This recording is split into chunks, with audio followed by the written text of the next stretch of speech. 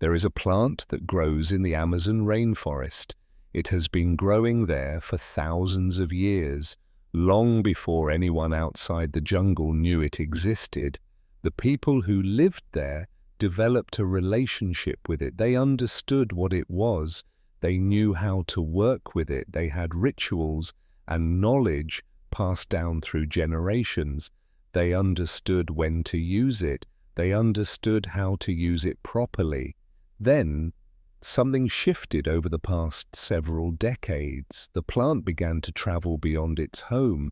It moved across oceans and borders. It arrived in cities far from the jungle. It arrived in countries where it never grew. And in that journey, something interesting happened. Not dramatic, not urgent, just something worth observing. The way light changes as the sun moves across the sky.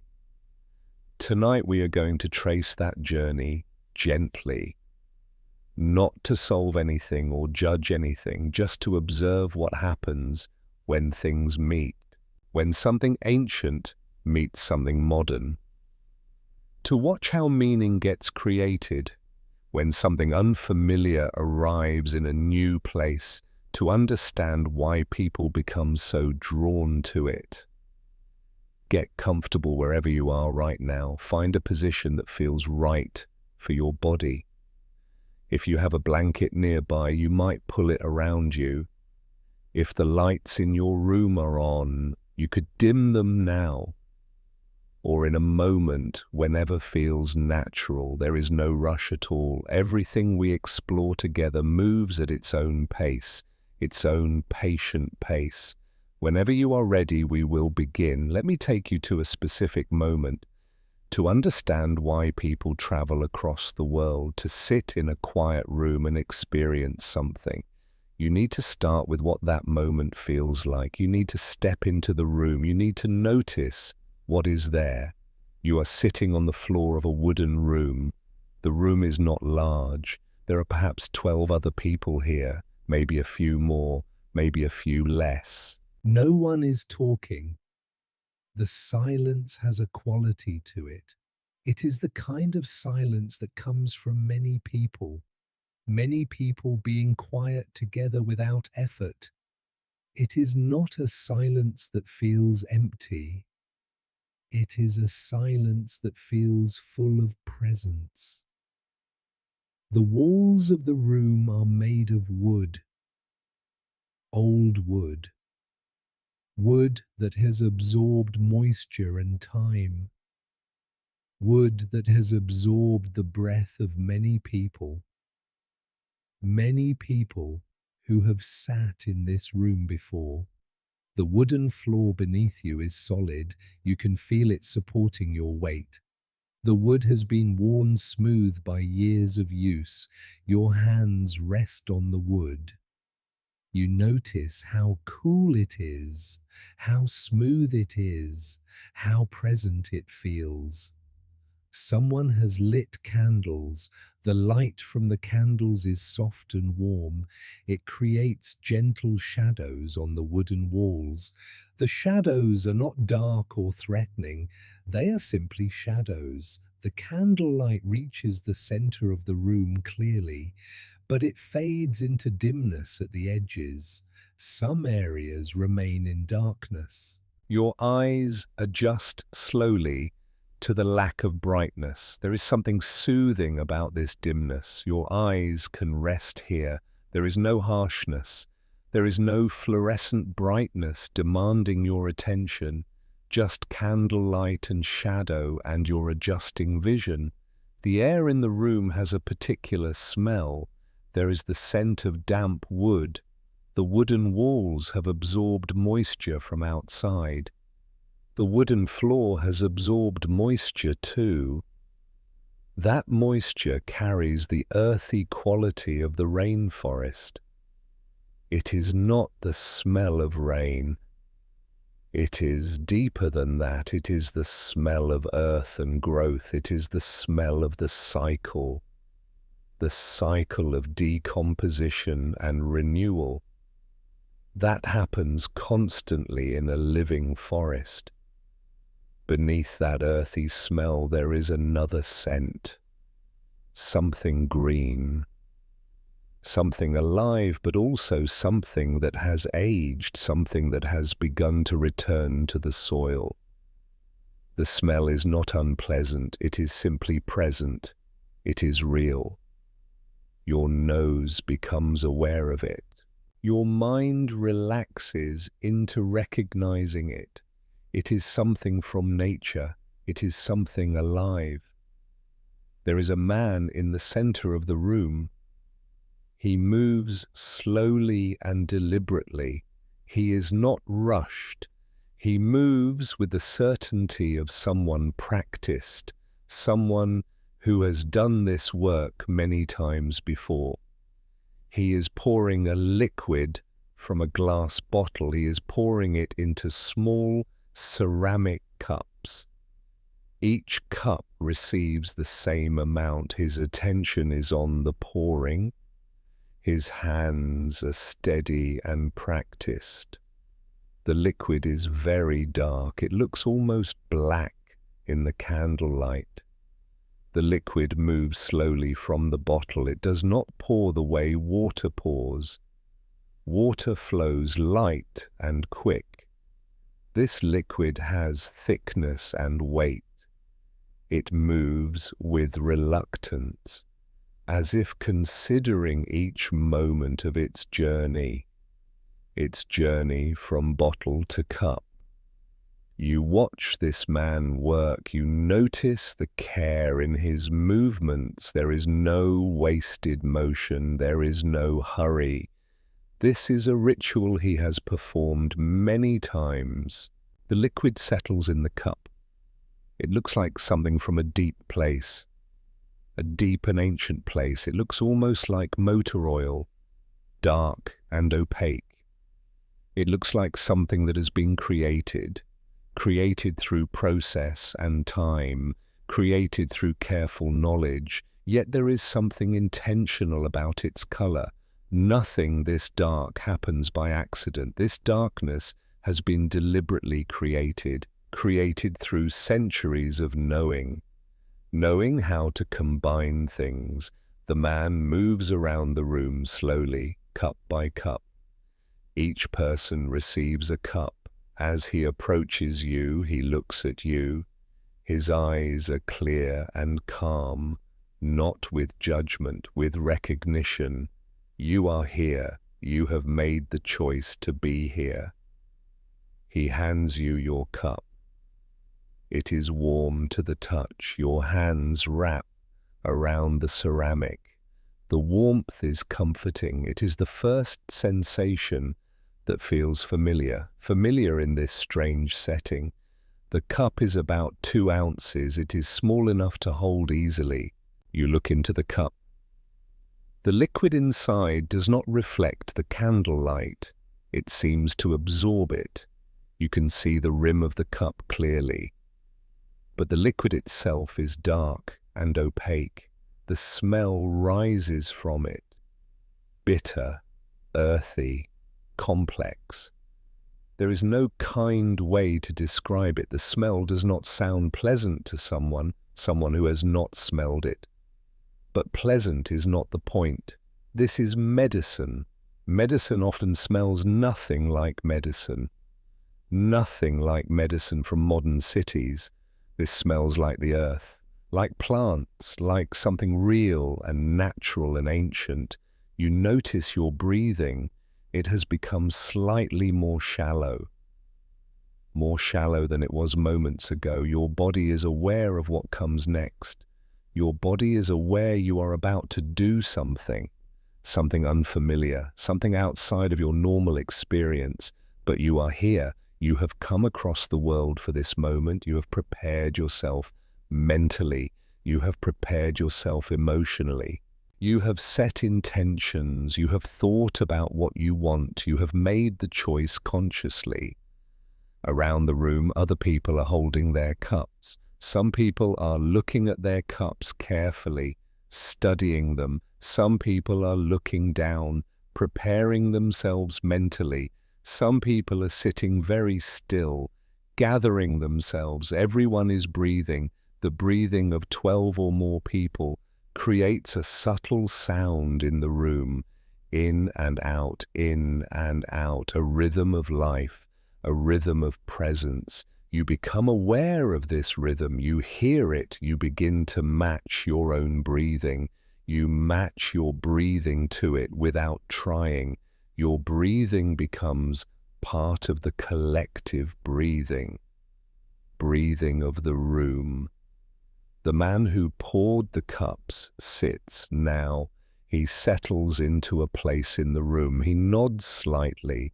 Not a command, not an urgent signal, a simple acknowledgement, a signal that the time has arrived. It is time. Everyone will drink at roughly the same time. You will all move into this experience together. There is comfort in this togetherness. You are not alone. Others are with you. You bring the cup to your lips. You drink. The taste arrives immediately and completely. There is no kind way to describe it.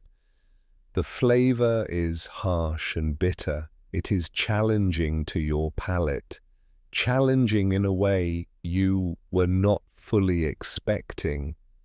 Despite hearing about it, it is not like any plant you have tasted. It is not sweet. It does not come with the comfort of familiar flavors. It is challenging to your body's expectations. Your taste buds register the bitterness.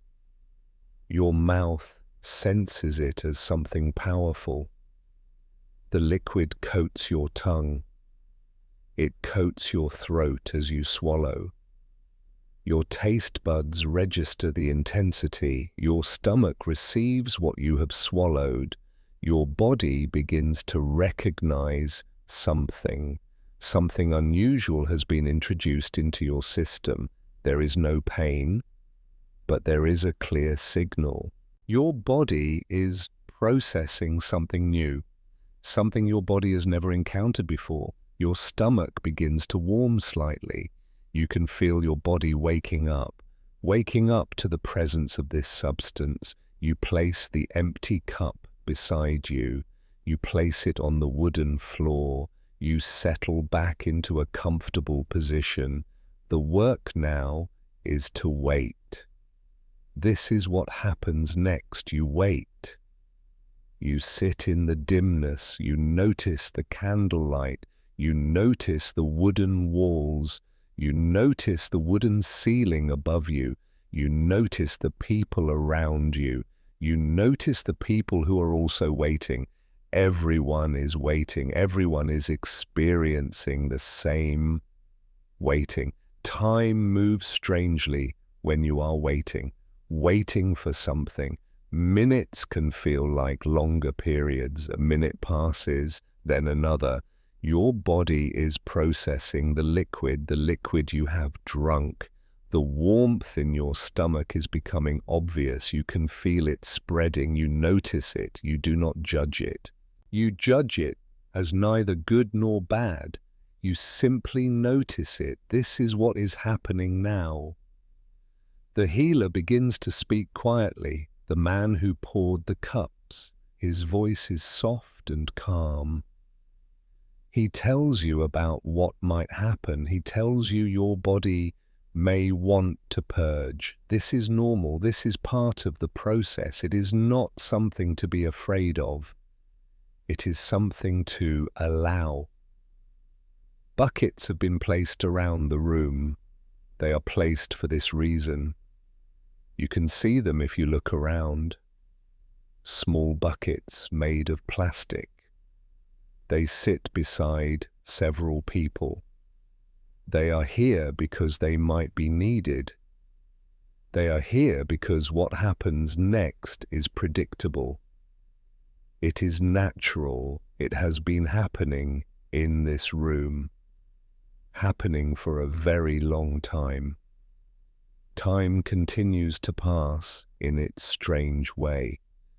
Your stomach becomes more active. You feel it moving. Your body is processing the liquid. Your intestines are active. This is your body's response, your response to what you have consumed. You notice this. Around the room you can hear other people noticing it too. There are subtle sounds, people shifting their weight, people breathing a little more deliberately, people preparing. The healer begins to sing. His voice enters the room slowly. The song is not in a language you speak. You do not recognize the words. The melody does not follow patterns you recognize. Patterns from the radio or from songs you have heard in your life. But there is something familiar about it. It is a human voice. It is singing. Even if you do not understand the words, your body recognizes this as a voice offering something, a voice that is present, a voice that is steady. The melody is gentle. It is not trying to convince you. It is simply present. Your stomach continues its work. The warmth has spread through your abdomen. You feel your body moving into a different state, not pain, not discomfort exactly, just a clear signal. Something is happening. Your body is responding. Your body is responding to what you consumed. This is the beginning of the process. You are beginning. Around 30 minutes have passed since you drank. Your body is now quite active. Your stomach is sending very clear messages. Your intestines are moving. You can feel the liquid. You can feel your body's response moving through you.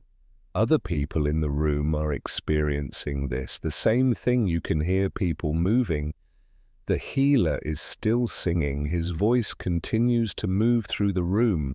It is steady. It does not stop. It does not judge. It is simply there. Your body begins to move toward the bucket. You do not make a decision. Your body knows what it needs. It moves naturally toward the bucket. Your body begins to release. This is the cleansing. The shamans have a word for it. Your body is emptying itself. It is making space. What your body does not need, it releases. This is a physical process. Your mind can observe it. The way your mind observes your breath. This is what is happening now. This is natural. This is expected. When this phase is complete, you move back to your place. Your body feels lighter. You have released something. Your stomach feels different now, emptier, open. The healer is still singing. The melody continues. It is patient. It has not stopped. It will not stop. You sit back down on the wooden floor. The coolness of the wood beneath you. The coolness is pleasant now. You notice your breathing. You notice the people around you. Everyone has experienced something similar. Everyone has released. Everyone has moved back to their place. The room is still here. The candlelight is still here. But something has shifted inside you. You close your eyes. You are not sure if you close them or if they simply close. Either way, you are looking inward now. The healer is still singing. The melody is still moving through the room. And in the darkness behind your eyes, something begins to shift. The darkness is not empty. You become aware of this. The darkness has qualities. There are shifts in the darkness. There are patterns beginning to emerge. Not images exactly, not hallucinations in the usual way, not like hallucinations from sleepless nights, not like hallucinations from fevers. This is different. This is something else. The patterns are responding to the melody. They are moving in time with the singing. As the melody rises, the patterns shift. As the melody descends, the patterns flow differently. The healer's voice is the thread now, the thread running through everything. Everything moves in relationship to that voice. The voice is not commanding, it is navigating, it is offering a path, and you are following the path that the voice is creating. The song moves and you move with it. You are held by the song. You are guided by the song. You are safe within the song. Time becomes unmeasurable. You cannot tell if minutes have passed or if hours have passed. Your sense of how long things take has become unreliable. The only steady thing is the song. The only constant is the healer's voice moving through the darkness and the candlelight. Colors begin to present themselves in the darkness, not bright colors, subtle colors, colors that seem to exist in the darkness rather than coming from light. Greens, blues, purples, colors that remind you of the jungle outside, colors that are alive. They flow and shift. They are not still. They move. They breathe. Your sense of where you end shifts. Your sense of where you end and the room begins becomes less defined. You are still aware that you have a body. You are still aware of sitting on the floor. But the distinction between you and the space around you has become softer, less obvious, less important. You are here. The room is here. And the boundary between here and there has become negotiable. It is not clear where one begins, where one ends. The healer is still singing. The song has not changed. It is still the same melody that began what feels like hours ago. But you have changed. Your perception has changed. What you are perceiving has changed. The song is the same. You are different. The visions begin to become more defined, if that is what to call them. There are presences. You are aware of presences alongside you in the darkness. They are not threatening. They are not reaching for you. They are simply present, aware.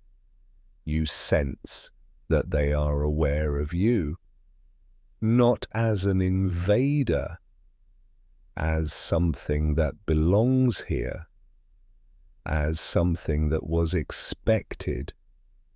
These presences have forms, though the forms are not entirely fixed. They shimmer. They shift. They might look like serpents. They might look like jaguars. They might look like shapes that have no name in the languages you speak. The forms are less important. The sense of presence is more important. Something is here, something intelligent, something that knows things about you, things you have not told anyone, not your therapist, not your family, not the version of yourself, the version you talk to in private. This presence seems to know things you yourself have not fully known. It is not threatening. It is observational. It is aware. It is present. You do not cry out. You do not cry. You are very still. You are observing. This is the moment. This is what people travel for, travel across the world for. This meeting with something that is not you. This recognition that you are not alone, not alone in the way you thought. The presences do not speak, not in words, but they communicate. The communication arrives already understood.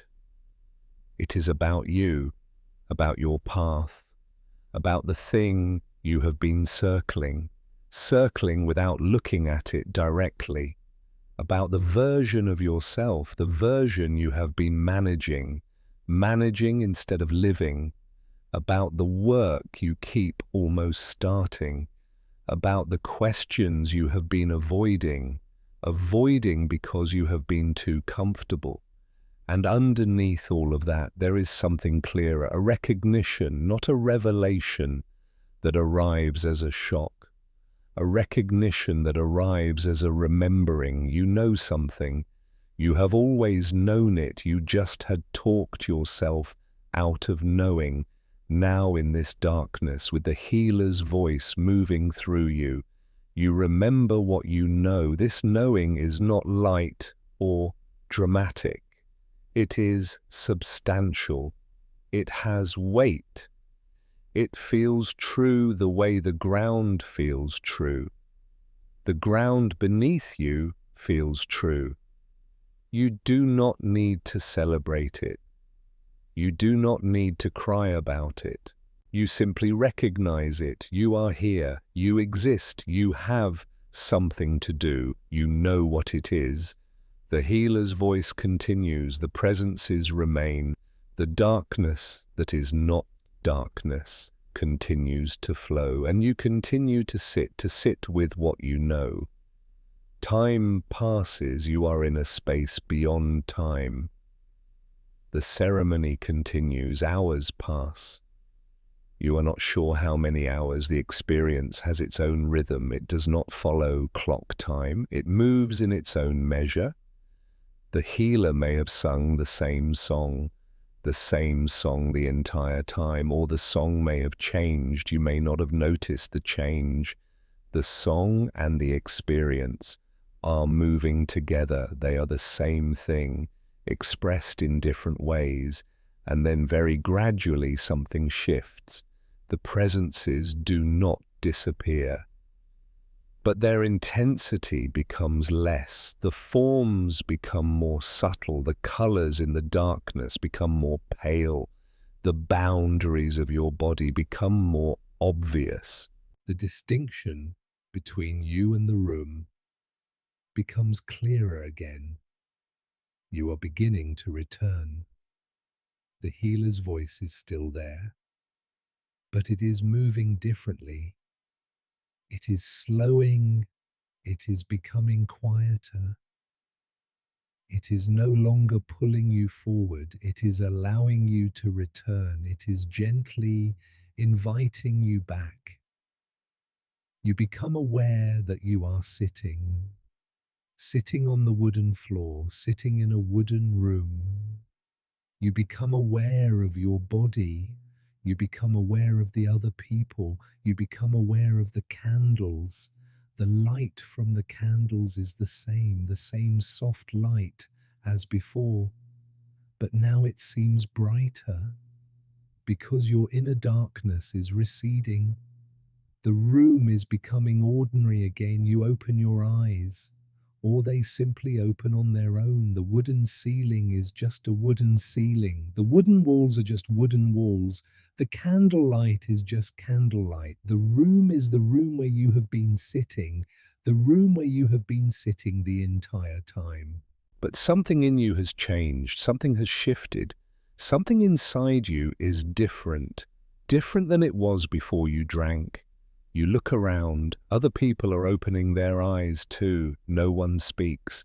There is no need to speak. Everyone in this room has experienced something. Everyone has sat with presences. Everyone has recognized something about themselves. Everyone is processing. Everyone is returning slowly. Everyone is returning to the world. Everyone is feeling the weight of their body, the weight on the wooden floor. Everyone is noticing the room around them. Your body is tired, a good kind of tired, the kind of tired that comes from deep work, from being fully present for hours, from allowing yourself to be completely open. You feel calm beneath the exhaustion. Something is humming inside you, not urgent, not demanding, just present. A certainty, a knowing that something in you has shifted, will not shift back to what it was before. The healer sits quietly. He does not try to explain what happened. He does not try to tell you what you experienced. He simply sits. His presence in the room is calm. This is the end of the ceremony. There is nothing more to do but sit and breathe, but allow the experience to settle, allow it to integrate, allow it to become part of you. Time passes, minutes or perhaps longer. Slowly, people begin to move. Someone stands, then another person, then another. There is no rush, there is no pressure. People move as they feel ready. Some people remain sitting. That is fine. There is room for both sitting and standing. There is room for people to return at their own pace. The healer begins to speak. His voice is very gentle. He speaks about what has happened. He says, you have received medicine. Medicine shows you what is there. It does not lie. What you saw, what you experienced, what you recognized was real. The medicine does not create false things. It reveals what is already present, but hidden. He speaks about the days ahead. He says what you have received will continue to work in you. The integration, he says, is important. You will need to sit with what you experienced. You will need to think about what it means. You will need to notice how it changes you, how it changes the way you see yourself, how it changes the way you see the world. This integration will happen slowly, over days, over weeks, over months. Integration is not something that happens all at once. Over the following hours, people begin to eat. Simple food, rice, soup, fruit. Your body needs nourishment. Your body has released much. Your body has been open. Eating feels different now. The taste of the food is more vivid. You notice flavors you might not have noticed. A grain of rice has texture. A spoonful of soup has warmth. Everything feels new, although you are the same person. The same person who arrived in this room. And then comes the part that nobody warned you about. Or perhaps the healer did warn you. You did not fully understand until now. You have an impulse to talk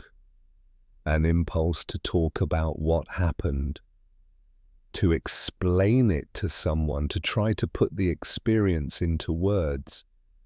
But the people around you in the daily world are not here. They do not understand. They did not drink the medicine. They did not sit in the darkness. They did not meet the presences. They did not recognize what you recognized. When you try to explain it to them, you will watch their faces. They will be trying to be kind, trying to be polite, but they will not believe you, or they will believe that you believe, but they will not understand that it was real. It will seem to them that you have become someone who believes in things that are not real, someone who is foolish or gullible or caught in delusion.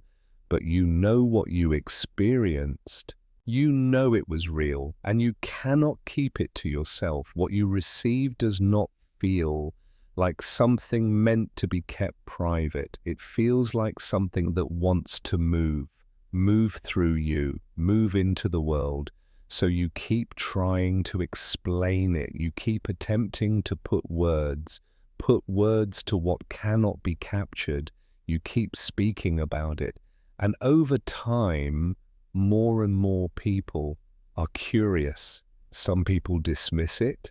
Some people decide the plant is something they want to experience. Two, they begin to research. They begin to look for places where this medicine is available.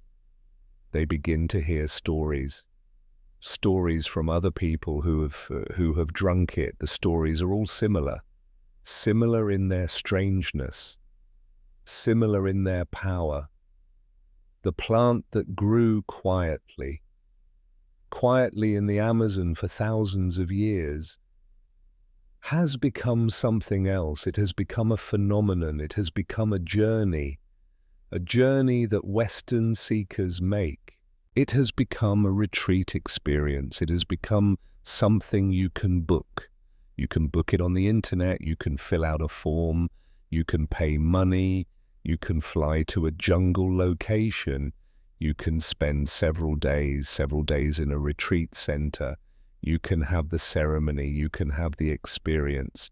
And because people are having the experience, they become like you. They cannot keep it to themselves. They want to talk about it. They want to share it. They want others to understand. The word spreads. The curiosity grows. Let me tell you how the retreat industry began. It did not begin all at once. It began gradually, quietly, the way most things begin. At first, there were healers in the Amazon who began to work with Western seekers. Some healers resisted. They said, this medicine is for our people, not for outsiders. But other healers said, why not? Why not share? Why not help people who are seeking? These healers began to invite people to ceremonies. Word spread.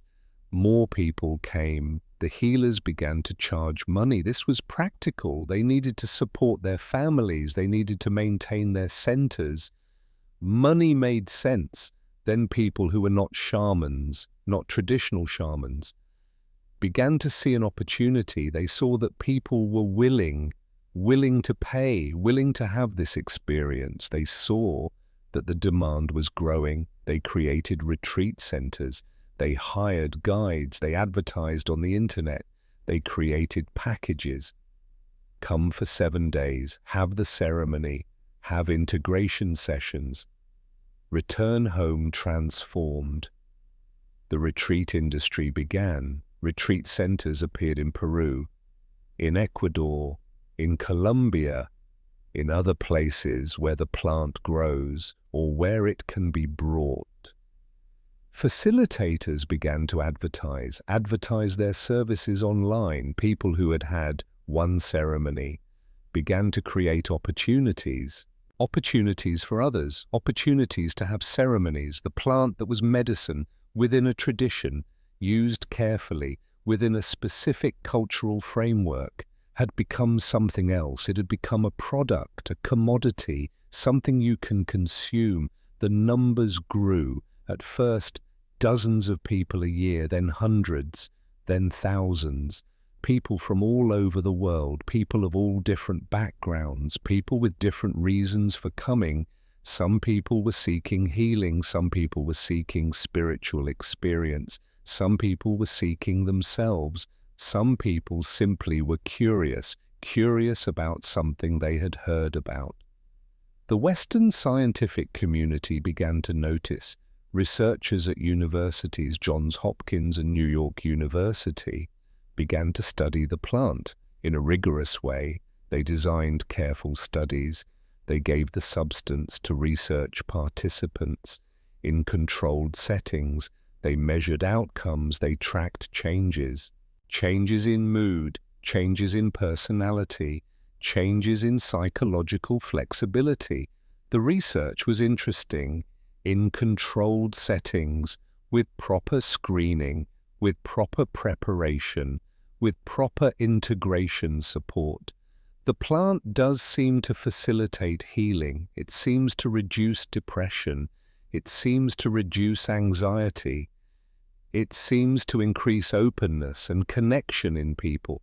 It seems to help people reorganize their suffering, their relationship to their own suffering. This research gives legitimacy to the retreat industry. If a university is studying it, it must have real effects. If outcomes are being measured, it must have effects. Thousands more people become convinced they should try it. They look up retreat centers, they save money, they plan their trips. But there is something that is not often discussed, not discussed in the communities that have grown up around the plant. The research that showed benefits looked a very specific way. Study participants were carefully screened for contraindicated conditions. They had multiple preparation sessions with trained psychologists. The ceremony environment was monitored closely. Trained facilitators were present throughout. Follow-up integration sessions were provided. The conditions were controlled and careful and well-designed. The retreat industry is offering something quite different. A booking form, a waiver for legal protection, 5 or 7 days in the jungle. A guide who has some training, though the quality varies widely. A ceremony that might or might not be conducted well, follow-up support that may or may not be adequate. These are not the same conditions that produce the benefits. The gap between them is enormous. The gap is rarely discussed in the communities that have grown up. To discuss it would require acknowledging something, that the transformations described in testimonials and podcasts and social media might have been more dependent on luck, dependent on the skill of the individual guide, dependent on chance alignment between what was hoped for and what the ceremony presented. In the Amazon, away from retreat centers, the Shipibo healers continue their work.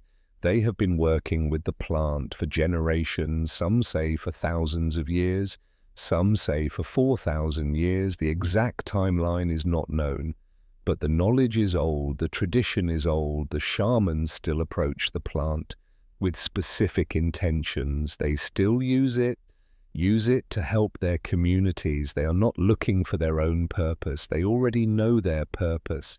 The purpose is to use the plant, to use it carefully, within the tradition, to help the people in their communities, people who need help.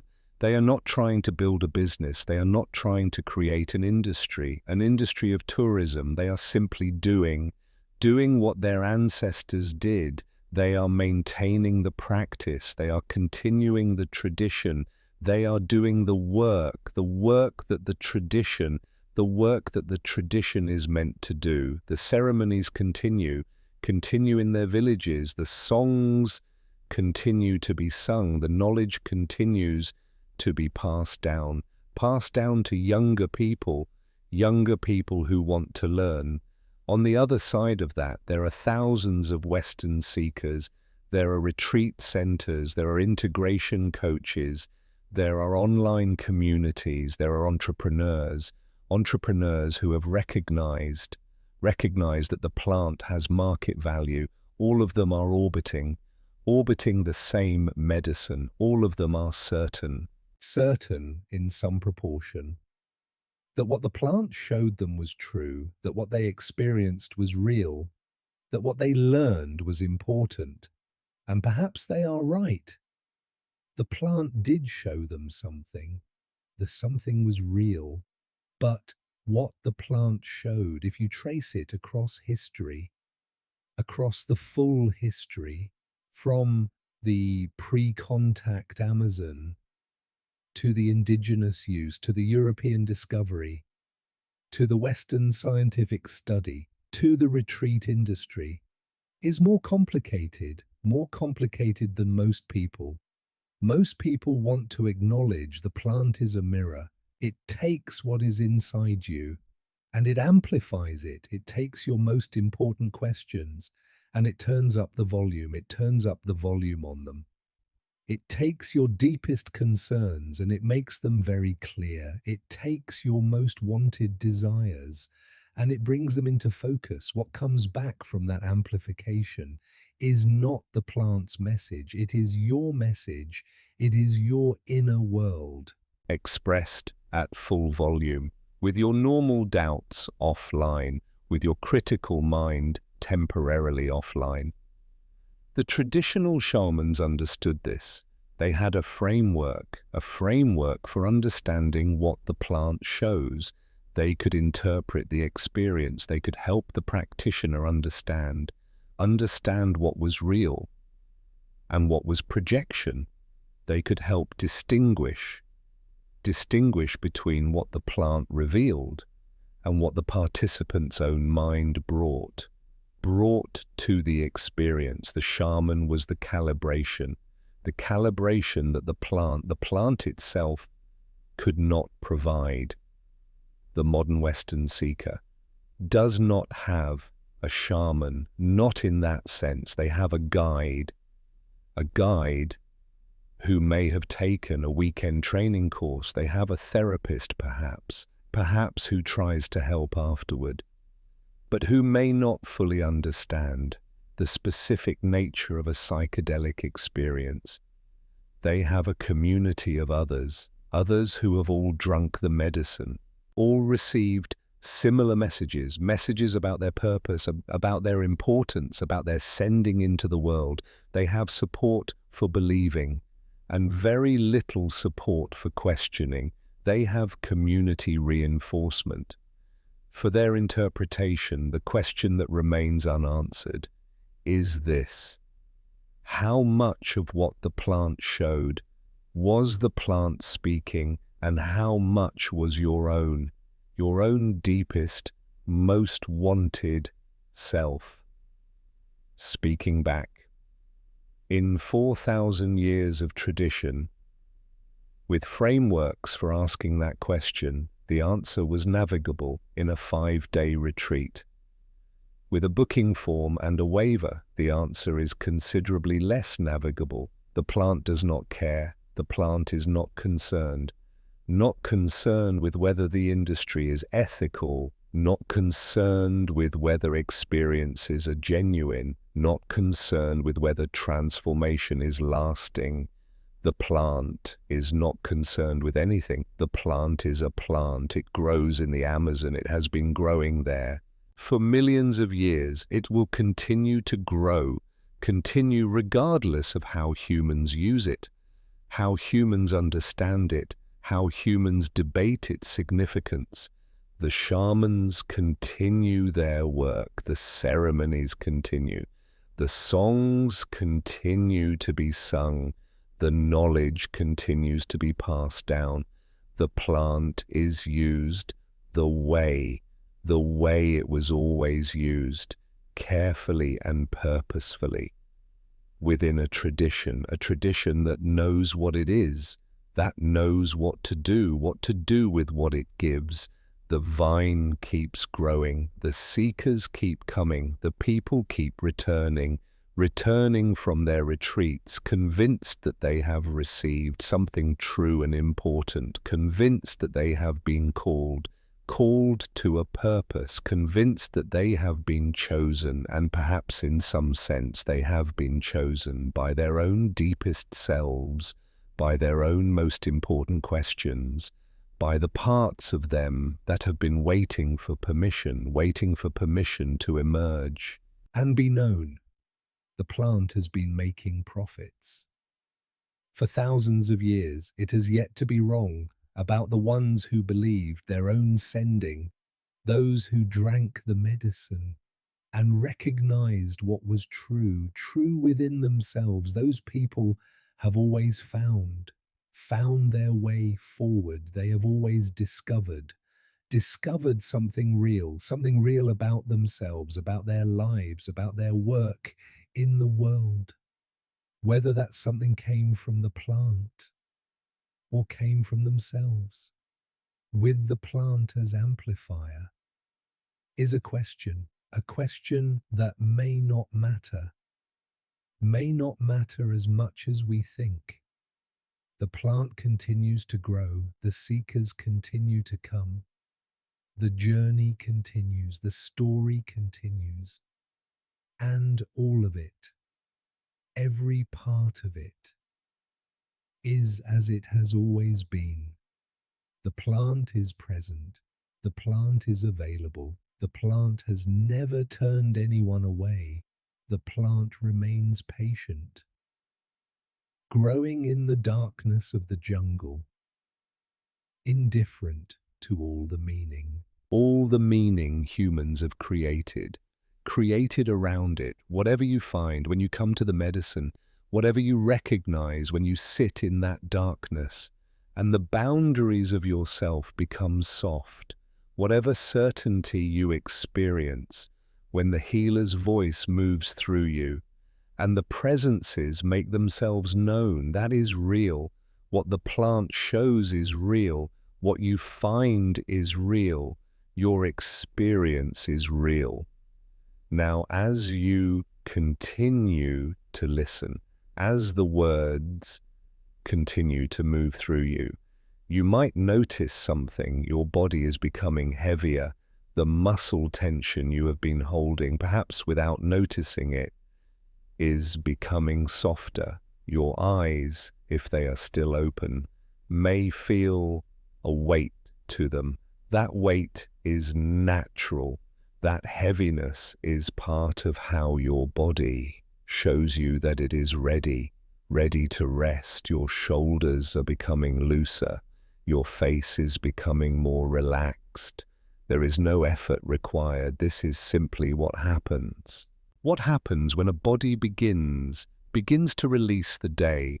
The story is complete now, the journey that people make when they come to the plant, the history of how it traveled from the Amazon to the modern world, the questions about whether what people experience is real or imagined, or some combination of both. All of that is here now. All of that is settled into the space around us. What remains is simply this: your breathing, the darkness behind your eyes, if your eyes are closed, the feeling of your body resting now, becoming heavier and more still, the sense of peace that comes when a story has been told completely and you are invited simply to rest. You can let your attention drift now.